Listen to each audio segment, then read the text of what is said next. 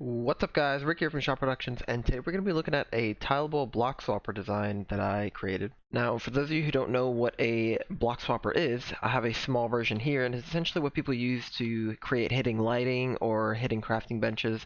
So when we click this button, it swaps out these blocks. So if you have a floor here, it'll swap out this block, and in this case we have a lighting block. You can also replace it with a crafting table or any one of the new crafting tables they added in 1.14. And you can see it kind of hides it away, so you can make it some sort of toggleable lighting. So I decided to go ahead and create a system that did this with multiple pistons next to each other. I've actually used this design not for lighting, but to create a vanishing security / caution line. And I'll go ahead and link that video in the top right hand corner of the screen. But it's pretty self-explanatory. You just flick the lever, it swaps out all the blocks next to each other, and then it swaps them back. And we're going to go ahead and get into the tutorial on how to build this. We do have two separate circuits that we're going to be working here. One being the black circuit, which is the controller for the pistons, and then the white circuit is just connecting the controller to all the individual piston groups.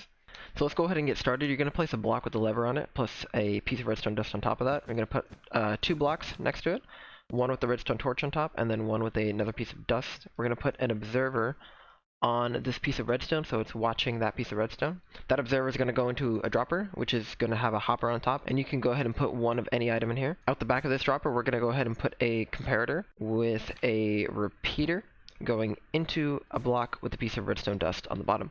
Going back to the front here, we're going to place two blocks on either side here with a repeater on the sides of this hopper set to 4 ticks, and then redstone dust leading into these repeaters. We're going to go ahead and place a sticky piston right on the block below them. So this one should get powered, and then you want to place a block on top of each piston. And then you want to go ahead and put a block on either side of the pistons with a repeater coming out of them set to 3 ticks. Each one has to be set to 3 ticks. And then these are repeaters going into and powering these blocks.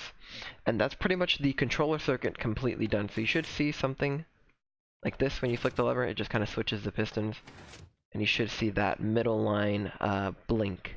It doesn't look like much, but this is pretty much all the timings for the pistons that you need. And from this point, the hardest part is pretty much complete. All you have to do is connect each one of these lines. So this is a line, this is a line, and this is a line to each set of piston groups. So one in the middle, side, and left and right. So the closest you can place these pistons is 1 block away from this redstone dust, but you want to place them on top of a block, so they're 1 block above here.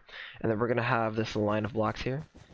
It can go as far as 15 pistons because that is the maximum length of redstone dust. So we're going to go ahead and place down our pistons. And then just place repeaters going into these bottom blocks here. And make sure they're all set on the same tick delay. And then just connect them all up. Now, if you are using the maximum amount of pistons, this part here is really important in order to get the signal all the way down to the last piston there. So you want to put a redstone repeater at the very beginning of this first redstone dust here. And then from here, you can go ahead and put a block behind that, and a piece of redstone dust going in and powering that, and you should see them all extend, and that's exactly what you want. At this point, you can go ahead and place your blocks that you want to appear, or the ones that you want to conceal with, like your floor blocks or whatever. In this case, I'm going to use the caution line that I used in my Build at Night episode. And then you want to go ahead and place your floor blocks around what you're going to conceal here. So it should look something like this. And then from here, you want to build out 3 blocks and put a piston on the back here like that. So you should see that the piston has a 1 gap space, and then we can go ahead and just place down the rest of our pistons facing these ones.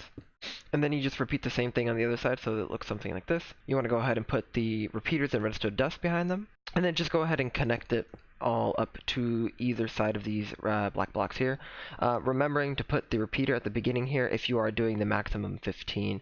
And you should see now, if you flick the lever, you have to put in your concealing blocks here first. My bad. It shouldn't matter what side you put them on. You can put them on either side and it will work. So once you have your blocks loaded in, you want to go ahead and flick the lever and flick it one more time, and you should see the blocks are now swapping back and forth between each one. And that's pretty much it. So thank you guys for watching. If you guys did like this video, make sure you leave a like and comment for what you like to see.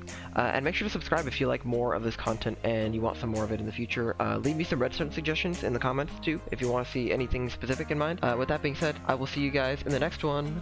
Bye-bye.